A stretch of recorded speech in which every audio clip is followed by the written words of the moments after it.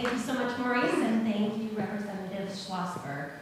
As part of the Lehigh Valley 250 team, we extend our gratitude and our excitement to be here and share this day with you today. What do we think? Are we ready to start our first panel? Excellent. So let's start. I'd like to welcome to the stage Dr. Wendy Wilson Fall, Lafayette College, Dr. Scott Gordon, Lehigh University, Emma Hartman, University of Illinois, Dr. Sarah Irely, Florida State University. She will be joining us via Zoom. The topic of this panel is a discussion of inclusive history and the importance of finding and sharing underdocumented stories. I turn the discussion over to our moderator, Sarah White from the Northampton County Historical and Genealogical Society.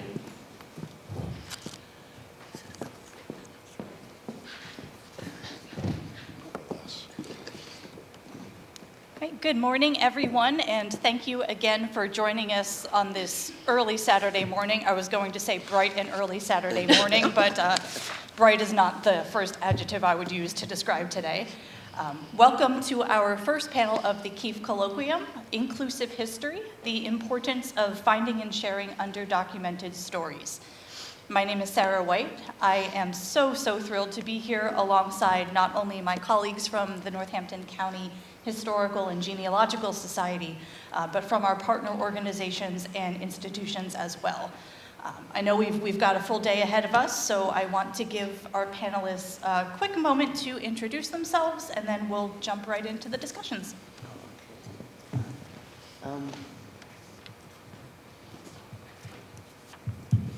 Hello. So my name is Wendy Wilson Fall. I am the Chair of Africana Studies here at Lafayette College. I'm a social anthropologist who uses a lot of history, and I'm very happy to be here with you this morning. Good morning. My name's Scott Gordon. I'm a professor at the Other L School, Lehigh University. I'm an English professor by training, but most of my work recently, the last decade, has looked more like history. Happy to be here today. Hi, my name is Emma Hartman, and I'm a Lafayette alum, and now I'm a grad student at the University of Illinois pursuing my Master's of Library and Information Science, and I'm excited to be here. Wonderful. So you've all decided to spend your... Sarah. Let me scooch over. Go ahead, Sarah. She's on. You're on, Sarah. You're good. Okay. Hi, I'm Sarah Irely. I'm an Associate Dean for Research and Faculty Development in the College of Music at Florida State University. I'm a musicologist, and for the past 20 plus years I've been working on reconstructing the musical traditions and sound environments of Moravian communities on both sides of the Atlantic. All right, well, you have all chosen to spend your Saturday morning listening to a bunch of nerdy scholars talk history, so that's on you and on us. So no, all jokes aside, there's really nowhere else I'd rather be on a Saturday morning. So we're just going to head straight on into our discussion questions. So as we start to focus on shifting the narrative of our country's founding towards underrepresented voices, we have to ask what that means. What is an underrepresented voice? And researchers who are looking into this question face a pretty daunting task about how we go about finding these stories, right? Each scholar on our panel today, and on all of our panels, approaches their field through a distinct and a unique perspective.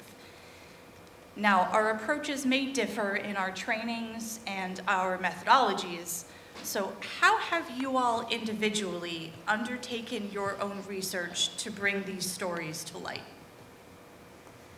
What has that journey looked like for each of you? Thank you for your question. I should also admit that my training was as an Africanist and not an Americanist. So I approach questions of Black identity bringing the experiences that I've had on the ground in West Africa. And I think that this allows me to consider possibilities that are beyond the usual framework of race or political position. So say the question again and see if I can be more precise. Sure. How have you undertaken your research from your own perspective and So methodology? this led me to realize that I believed what people in African villages were telling me, but I didn't believe my own compatriots. So after chiding myself, I realized that it might be worth it to listen to what African Americans had to say about themselves and not so much worry about whether it was true or not at the time, but to record it and then go back and confirm or deny the credibility of those narratives using the archives. Just want to make sure we hear from Sarah too.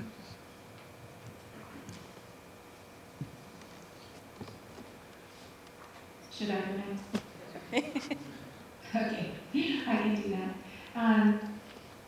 Yeah, my approach to studying musical traditions in the 18th century is very much based on what evidence is left, and as you can imagine, it's very difficult to reconstruct any practice that has to do with sound, and where people contribute so much to the act of musicking in performance, which is something that is never recorded in traditional archival records, especially the contributions of people coming into Moravian communities from backgrounds all over the world and from various indigenous and other communities in North America.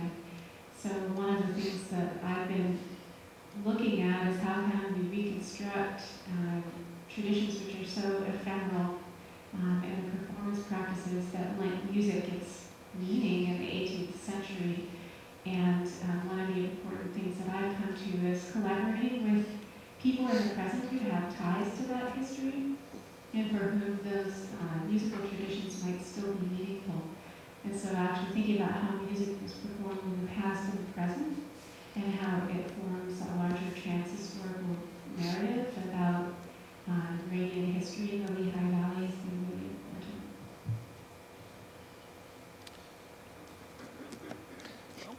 Well, part of your question, Sarah, was, I think you put it, how have you undertaken your research?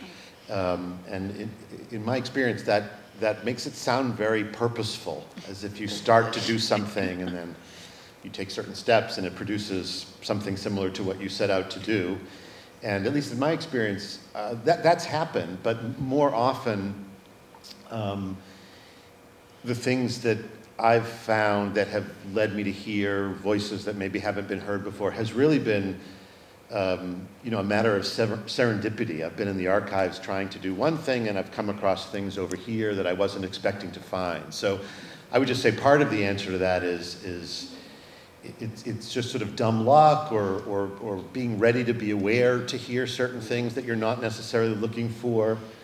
On the last project that made its way into print, a collection of letters by a Moravian single woman, a woman who stayed single her entire life, named Mary Penry, that was a more purposeful project. I sort of discovered or heard her voice and then went systematically looking for more materials by her. Her voice was so interesting, and I ended up finding enough stuff that filled a volume of about 100,000 words. So she wrote quite a bit, and that stuff was in archives, and it was findable when I went to look for it. More recently, as I'm sort of working on people of color in the Lehigh Valley, that's been much more the other kind of situation where I described, where I've sort of come across things that I wasn't expecting to find, and that led in directions I wasn't expecting to go. So I think sometimes undertaking research looks very systematic and deliberate, and in other cases it sort of stems from exactly what you weren't expecting to find. Yeah, I mean, I definitely would agree with sometimes the stories find you. So I'm primarily a scholar of children's literature, and so I actually got into this because in Easton Cemetery, there's this gravestone that looks like a four-poster bed, and it's for this little girl named Lucy, and that just like kind of, she really like spoke to me that like she was kind of asking me to tell that story, and then it leads down this whole rabbit hole. I'm primarily a literary historian, so those sources were fictional, but then as you kind of get into these paths, you find that the archives and the fiction like sometimes are very closely intertwined, and so taking those different paths is another way that I've approached my work. And the other thing, when you're studying children's literature, we talk about like marginalized identities, but children's literature, you often find their voices literally in the margin of the page, whether it be they're writing their name in a book or doodling. I've found some really cute pictures of like birds that kids have drawn in their books, like, and they just kind of speak and are like telling you that they were here, when so often kids' voices aren't documented like that. So sometimes it's just literally looking in the margins. Yeah, and that's a great point to think about as we discuss what the research process looks like, because so often we go into our research and we think, I'm going to write this paper about specifically XYZ, and the research says, oh, no, you're not. So I know I speak for myself, but also I'm sure many of my colleagues share the same sentiment that the paper that we set out to write and the paper that we outline is not the paper that it ends up being. And that's just part of the process. So often, as researchers throughout history, throughout the social sciences and the humanities, the stories that we are aiming to tell, the stories that we want to tell, have to take a backseat to the stories that want to be told, right? So in your experiences, how have your findings redirected your own projects? And let's start with Dr. Irely, and we'll kind of work our way around the table, make sure we all get a chance to speak. Yeah, and working with a particular set of sources in the Moravian archives in Bethlehem. So there are these wonderful collections of hymns in different indigenous languages, and I've been concentrating on the records in Mohican. And I think I was originally just curious about these hymns because they were clearly, written down. The hymn will show a lot of signs of use, that people, held these things and probably used them over many years. So it was really clear that they were valuable in some way within Moravian communities. But they looked very simple, just some lines in Mohican and then a line in 18th century German script above each hymn text in Mohican. They seemed so simple, and I think what really was revelatory to me in studying them was just how complex these were. So Mohican isn't a spoken language anymore. So just being able to reconstruct the sounds of the language and working with Mohican descendant community in Wisconsin and with people who are working there to revitalize their language and trying to understand what those texts meant. Looking for the line of German at the top and realizing it was a chorale tune. And if you know anything of the Moravian Church, the chorale tunes were known under many different names depending on what era and what geographic location you're talking about. So tracking that hymn tune down to a manuscript in Germany, and then being able to reunite that text and the tune back together, and then to sing it in many different contexts. So I ended up recording it 3 different ways. In collaboration with an indigenous singer-songwriter and with the community in Wisconsin, and then also with my own students here at Florida State University, using the Moravian records to try and understand how it might have sounded at the time. And it was really amazing to see how this very simple archival source actually had so many connections, as the source itself was a living document. It wasn't just waiting there for us to sing it or to find it. It already had its own life and connections over 250 years. That was really amazing to find and studying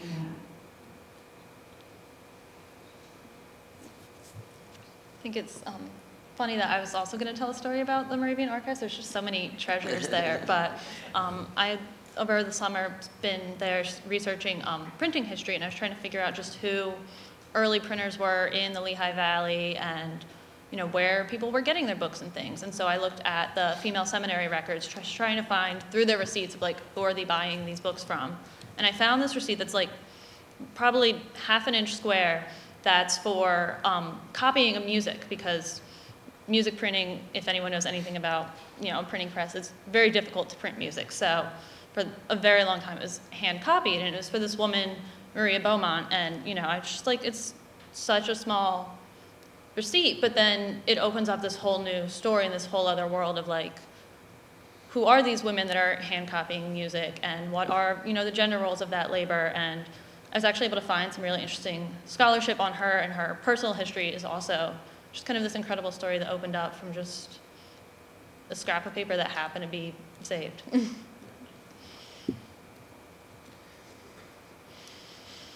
I'm also going to mention something related to Moravian, but the document actually isn't at the Moravian Archives. It's down in Philadelphia. I think the question that you asked, Sarah, about how does working in an archive, or the way in which working in an archive has the potential to sort of redirect projects, really resonates with me as well. There was a sort of prevailing narrative about enslavement in Bethlehem. I'll mention it really briefly this afternoon, but more here, I guess, which is that there were enslaved people in Bethlehem, and the Moravian Church owned most of those people and brought them to Bethlehem. And this was the story I sort of had in my head as well.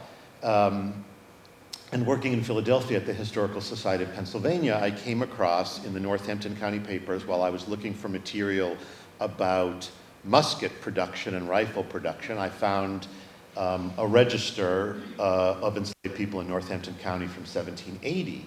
And what I realized after a little bit of looking was interesting about this register was it did include some enslaved people from Bethlehem, but they weren't owned by the Moravian Church. They were registered to particular individuals. And so that was one of those moments where the thing I was looking at in the archive really didn't jibe with the narrative I had in my head from reading other historians about enslavement in Bethlehem. And so that sort of sent me back into the archives to look at other enslaved people we knew about in Bethlehem, and how did they get to Bethlehem? And did the congregation own them, or, as in the register, were individual Moravians the enslavers in that case? And it turned out most of the people in Bethlehem weren't owned by the Moravian congregation itself, but were owned by individuals. And the congregation had brought very few of these people to Bethlehem. Individuals had brought them to Bethlehem.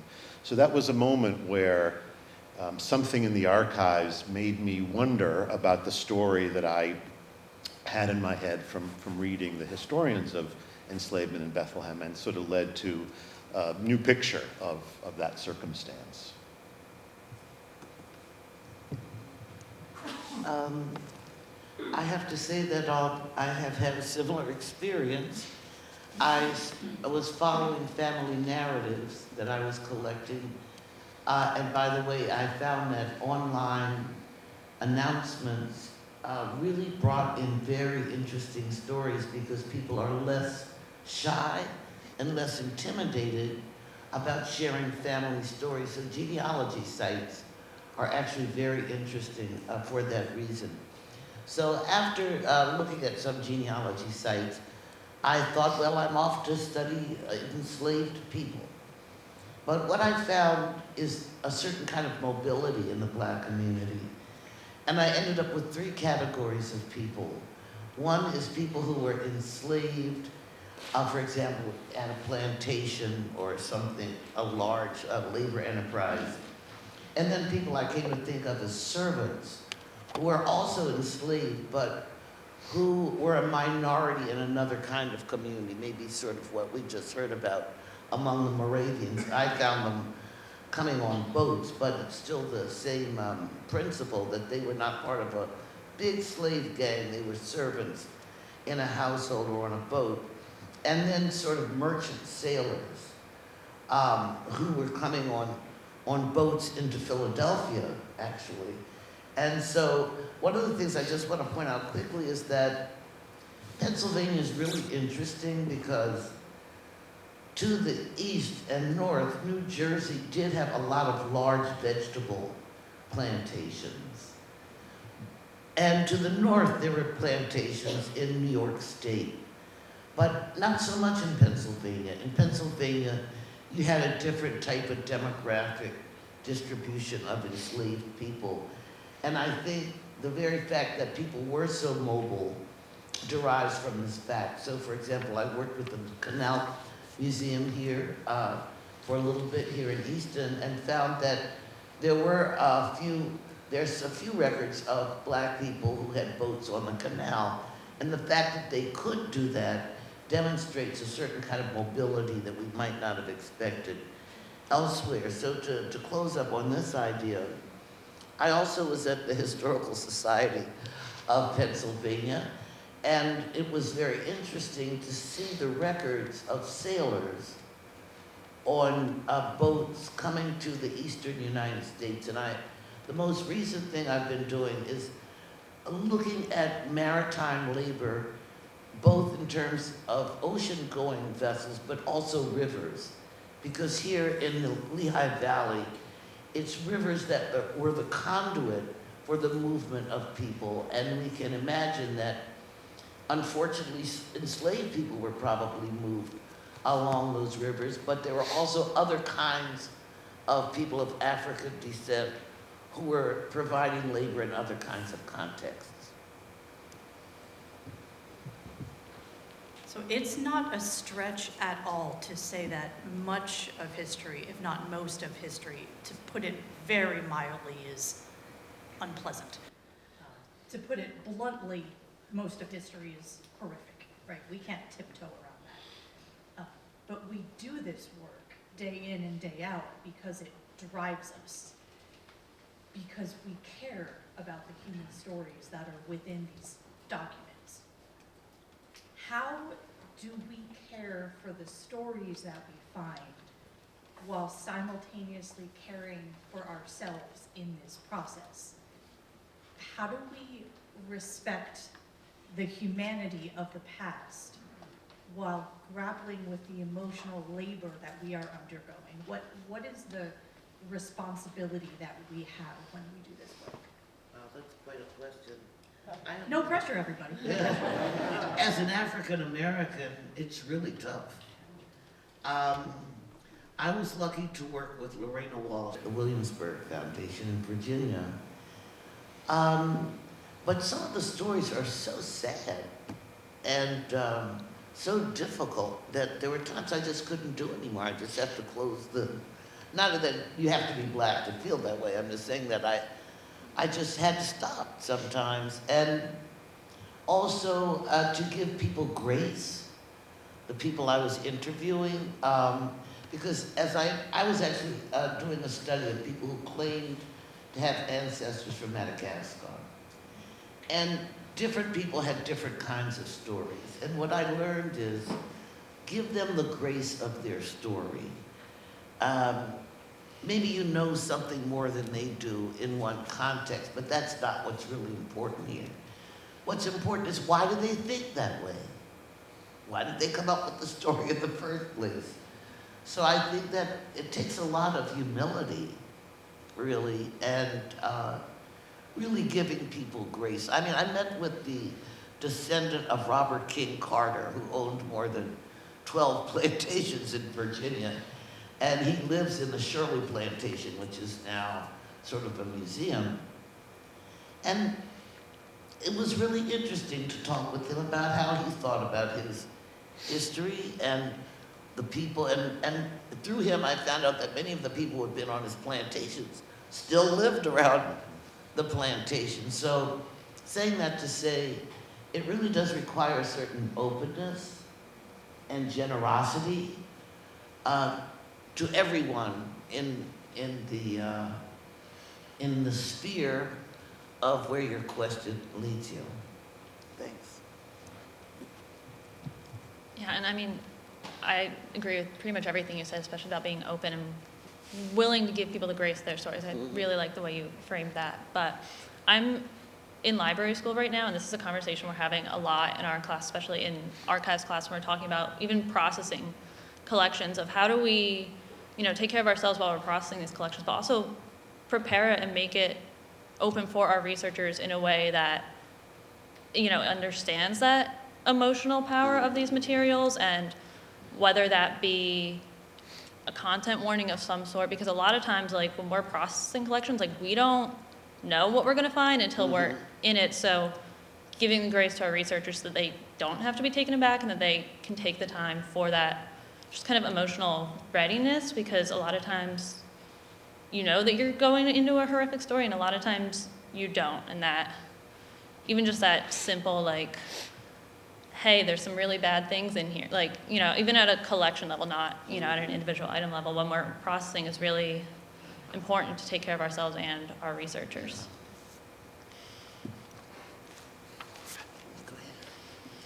I'm just going to break with the everyone speaks to every question by saying I couldn't agree more with what my colleague said, far better than I would say it.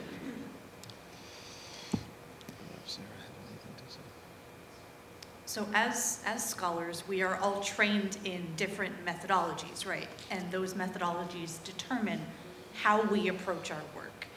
Much of that training deals in being aware of our source material. So we ask questions: when was this material written? By whom was it written? For what purpose, especially, was it written? Is this a legal document, or was this a document that was never meant to be seen by anyone other than the writer?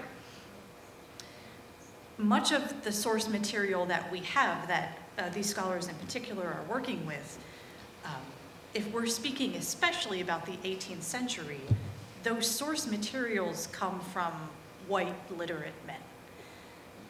And that's a perspective that we have to do our diligence in being aware of, and what that perspective means. But there's often a vacuum of silence that takes place around these histories and these writings. So what stories have you found in your own work that speak against that silence, against that perspective? Well, I have to say that I began thinking of silence as a voice, because silence has its own narrative. I'm sure everybody here will agree. And that silence tells you something also about what happened and the positionality of people. So in my own work, I found that the silence was where people had lost confidence in their stories, was one of the big places of silence. In other words, people had come to believe that their stories were silly. People had made fun of their family stories. Their family stories no longer had local credibility.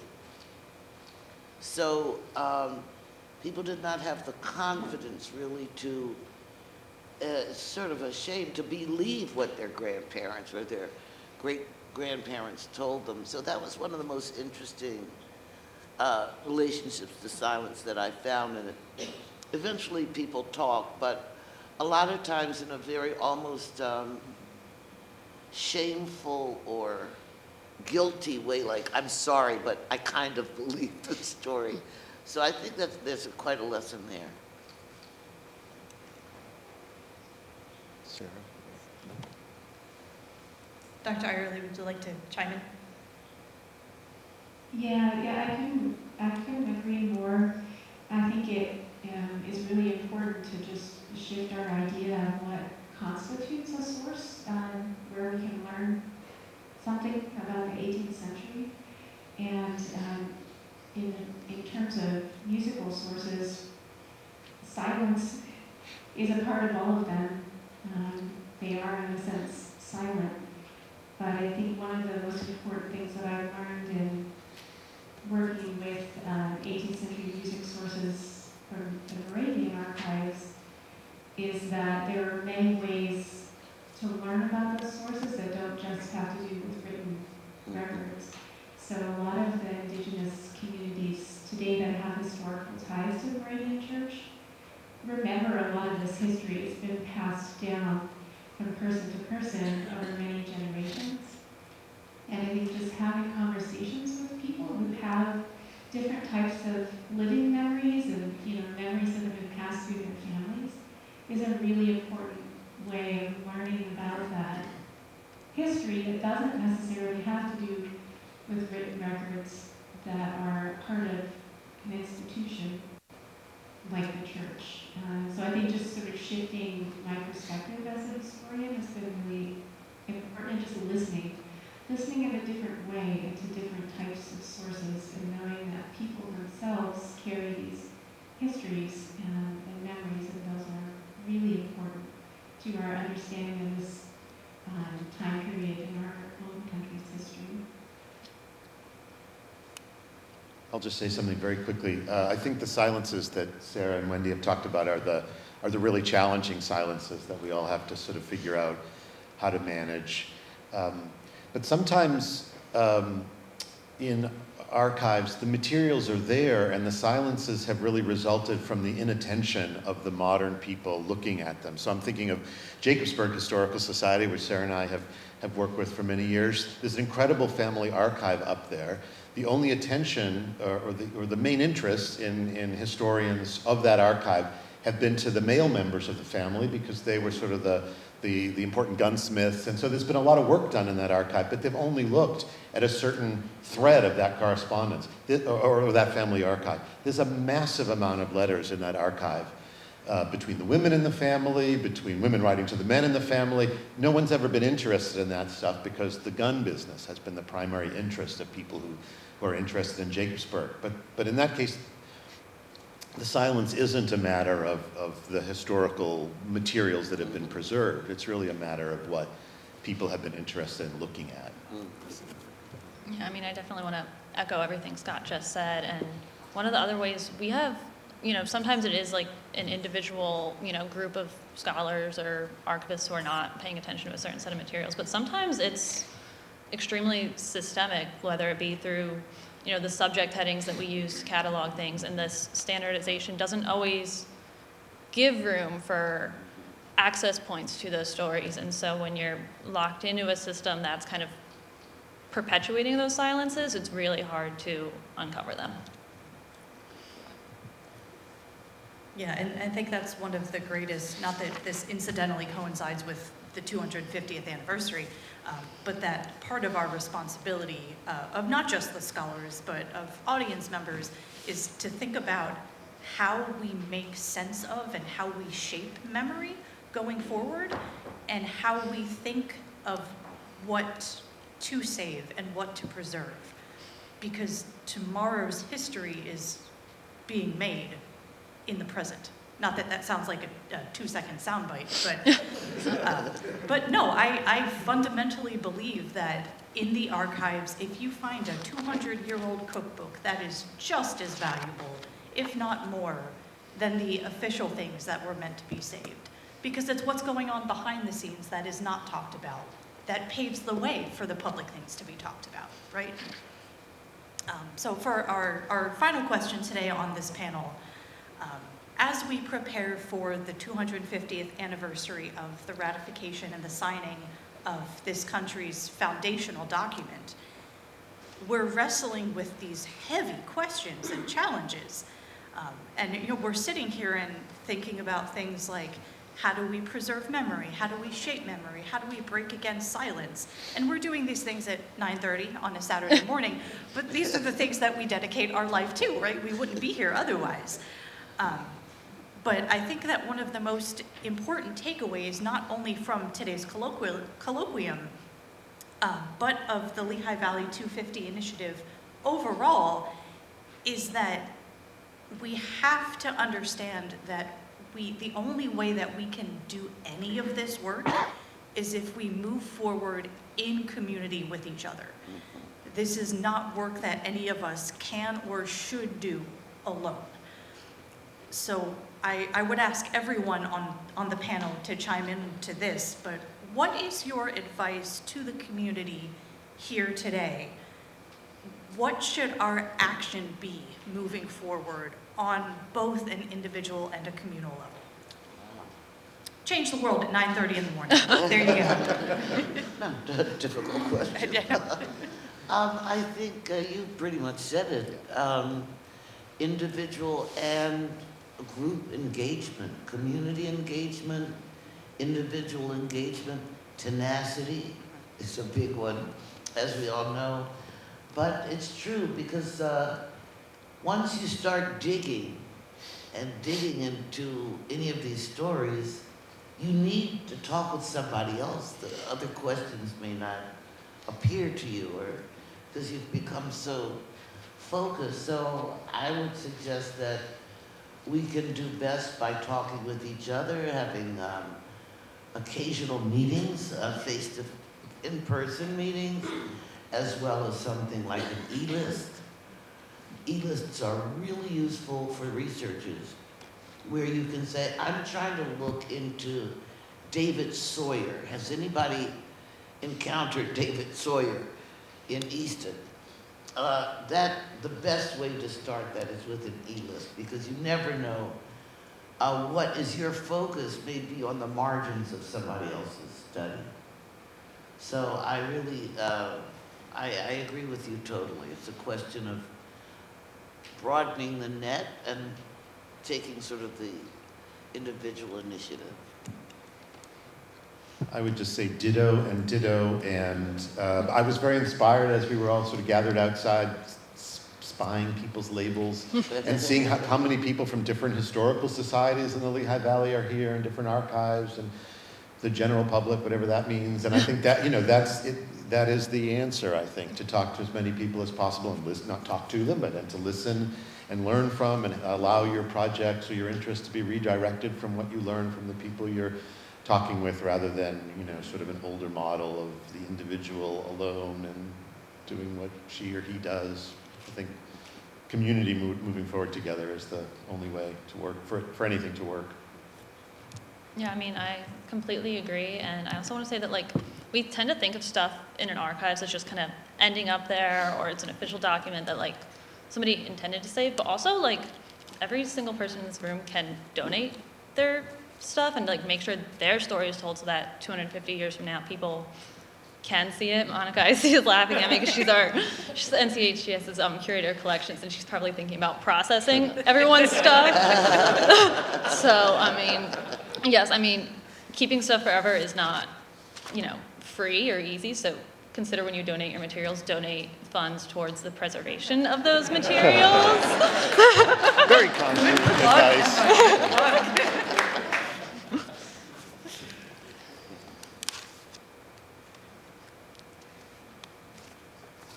I can jump in and comment on that as well. Yeah, I couldn't agree more with everything that's been said here. Just being open to conversation, because we all have connections to the past that are worth talking about and worth considering in community together.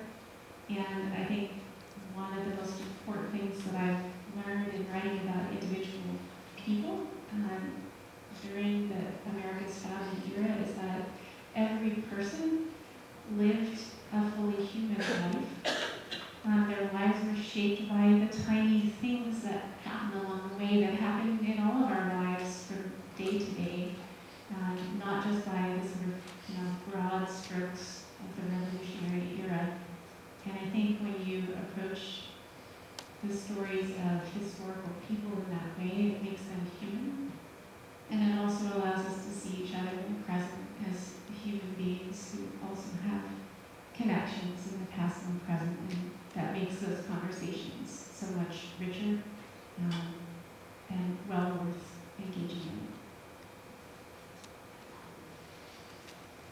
Yes, and with that, as we close out this panel, I do want to encourage everyone here, just talk to us, right? Because we spend all this time in archives and doing research, but that doesn't do any good if we don't talk to people about what we find. So we are very approachable people, I promise. Please just jump right in and ask us any questions that you have, and keep the conversations going. Thanks so much, y'all.